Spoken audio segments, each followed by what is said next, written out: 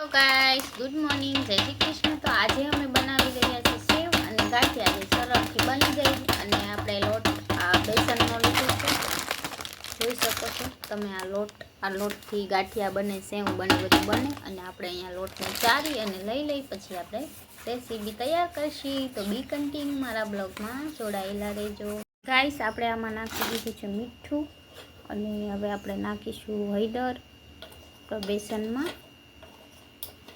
તો હળદર નાખી છે અને બસ હવે આપણે પાણીથી લઈ અને મિક્સ કરીશું।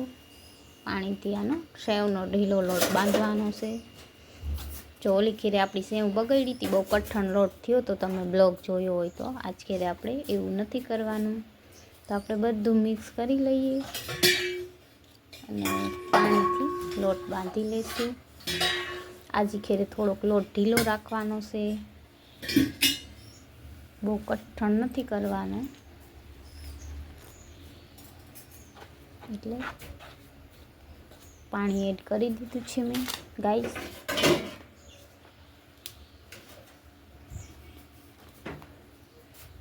આજ ખેરે બગડવી ના જોઈએ આપણી સેવ, ઓલી ખેરે બહુ કઠણ થઈ ગયું હતું સેવ।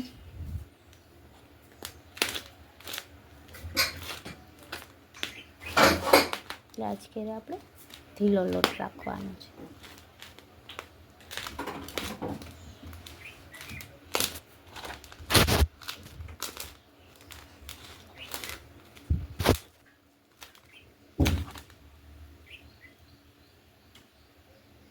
જરૂર મુજબ પાણી ઉમેરતા જશે।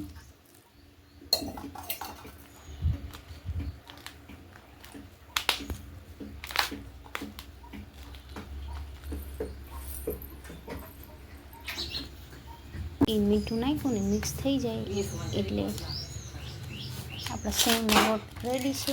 સાવ ઢીલો જ બાંધવાનો છે। હું હવે ગાંઠિયાને બાંધી લઉં।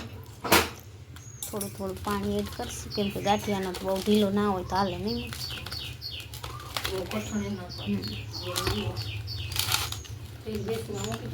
મૂકી દો હવે, થોડુંક જ હમણાં થઈશ।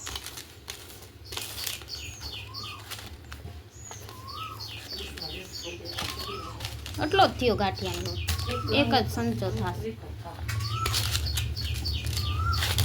તો ગાઈસ આપણે એનો ગાંઠિયાનો લોટ બાંધી।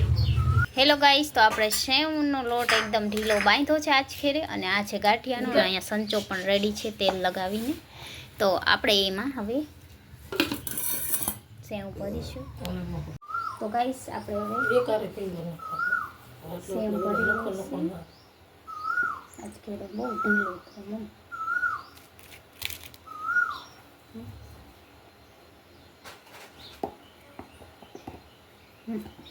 તેલ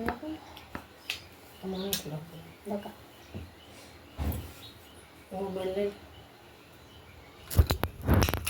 હેલો ગાઈસ, તો જો આપણી સેવ મસ્ત મજાની પડી ગઈ છે। આમાં રાખી અને તરાઈ છે જો। તો આજે આપણે બનાવીશું સેવ, તો ઘરે ઇઝીલી બની જાય। તો જોઈ લો ફ્રેન્ડ, કેવી સેવ મસ્ત બને છે ને, એવી રીતના આપણે બધી સેવ બનાવી। તો ગાઈસ જોઈ લો સેવ કેવી પડે છે મસ્ત મજાની। સવારના નાસ્તાનું કામ ચાલુ છે બોલો। અને અહીંયા બનીને રેડી થઈ ગઈ છે, જોઈ લો ફ્રેન્ડ મસ્ત સેવ। કાંઈ નહીં કરી દઈએ। હેલો ગાઈસ, તો જોઈ લો આપણી સેવ એકદમ દુકાને મળે ને એવી જ બનાવી છે જો। ચાલ એકદમ ક્રિસ્પી, ખાવામાં પણ સારી છે। ખાવ ચાખો તો ગાઈસ, સવારના મન ભાવે તો નહીં છે તો એવી જ।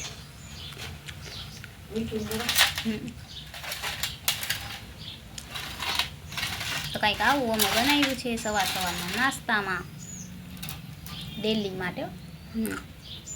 ગાંઠિયા જો ગાય।